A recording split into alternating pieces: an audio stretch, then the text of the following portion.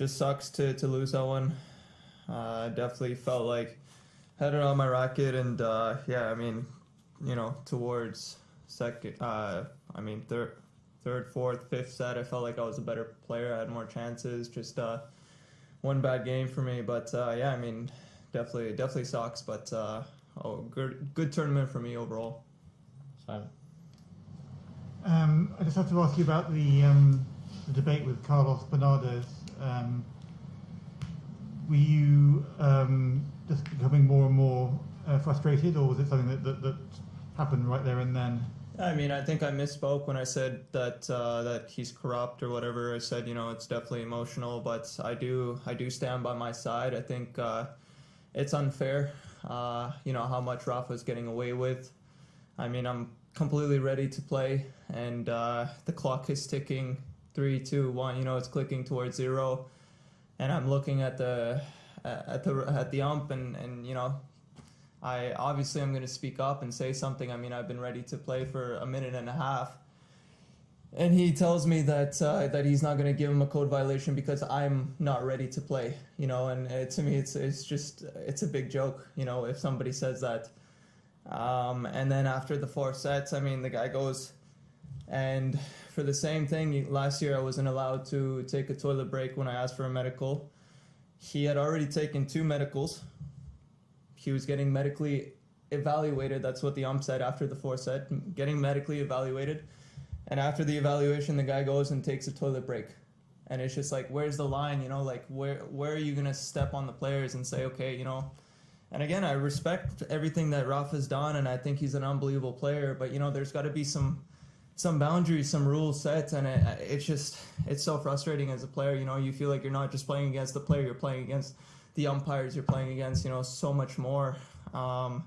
And it's difficult. I mean, it was a big break after the 4th set for this reason, and the momentum just goes away, and, it's much more difficult to play, I think. And again, I'm not trying to say anything against Rafa. I mean, he's a great player. I really respect all he's done, but I just think it's super difficult and super frustrating as an athlete to go up against all of this. Okay. So Denis, do you feel like he gets preferential treatment because of who he is? Of course, 100% he does. 100%. I mean, every other match that I've played, the pace has been so quick because the refs have been on the clock after every single point. And this one, I mean, after the first 2 sets, it was like an hour and a half, just because it's dragged out so much after every single point. I mean, he's given so much time, and in between sets and all this, I mean, it's dragged out, and like I said, I mean, I literally, for the same reason, I wasn't allowed to go to the washroom last year at the Australian Open because I had called a medical. And I'm not arguing the fact that he had a medical or whatever it is, but how can you get evaluated medically and have a toilet break at the same break, and just causing so much delay in the game? I mean, it's not balanced, Neil. No, there. Yeah, Denis, on the same subject, you and Rafa sort of had a discussion at the net. We couldn't quite work out what you were. It seemed like he was quite amicable toward. Can you just give an insight of what you were saying to each other? Yeah, no, I mean, it was nothing against Rafa. I mean, it was just Rafa was serving, and I would expect the umpire to be looking at Rafa, and the umpire was staring me down, and it just didn't make sense to me. Like, Rafa's getting ready to serve. There's a clock right there. You should be, as an umpire, you should be looking at the server, and the guy's staring me down. So I just looked at him like, why are you looking at me? And it was shortly after I had said, obviously, like I said, I misspoke, but he was staring me down, so I felt like there was some feud or something. So I looked at him, and I was just explaining that to Rafa. That had nothing to do with him.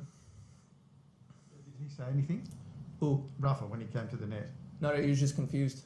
He didn't understand what was going on. He just asked me what happened, and then there was no problem. Stefan? The first 2 sets, you looked, especially the first set, you looked a little bit, came out flat. Was that nerves? I mean, they certainly would have an outcome in the match that you weren't able to get revved up until you were down 2 sets already. Yeah, for sure, it was nerves. I didn't feel comfortable. I mean, it was my first match in a while on Rod Laver, so he was definitely more comfortable out there. Yeah, I think it was just nerves. I just had to get into the match. I wasn't serving great, was struggling with the return, so the rhythm was off. But yeah, I mean, I'm happy with the way I was able to fight and come back. I definitely really found my game and late in the third and in the fourth. So definitely, sometimes it's good to have more time, at the Grand Slams to kind of have opportunities to try to find your game. Get it back. Like, what did you say to yourself or do to yourself or focus on? No, I just changed things. I mean, I felt like I was shanking a lot of returns, so I just tried to prep a little bit higher. Once I did that, so I was really seeing his serves and returning well. In terms of my serve, I mean, it improved a little bit, but I wasn't able to really serve the way I wanted to today. Yeah, I mean, I'm not sure why the case is, a little bit of a different court. I don't know. But yeah, definitely not too happy with my serve. I felt like that could have been better. Last two in the room, Neil. Yeah, I think that's the key to be taking on the big three. I think sometimes players are a little bit too much in awe of them and step back, and you've got to sort of stand up for yourself, if you like, and get out there and fight. For sure. I mean, look, like I said, I do respect and appreciate all that they've done, And at the same thing, I mean, I'm just going to add, like, the fans, like Daniel said, the fans are cheering in between first and second serves, It's just, I mean, out of respect to all the players, like, it shouldn't be happening. I feel like if you're a tennis fan, you should understand, like, both players are giving an effort, and I understand all they've done. I understand all the success, but, like, yeah, you're out there, you're trying your best, like, why are you clapping in between first and second serves? It's so unnecessary, But yeah, for sure, I mean, I just feel like it should just be more even, They're already on their own. They're so tough to beat, and it's so difficult. But if you give them more advantages, then it just becomes that much harder every time, So again, I'm not trying to take away anything they've done. Of course, they're great champions. They're the legends of the game. But at the end of the day, when you step on the court, it should be equal for everyone. Last one. Yeah. Looking back at the match in whole, did you think the result was more about the level of Rafael Nadal's play or more about the level of your play?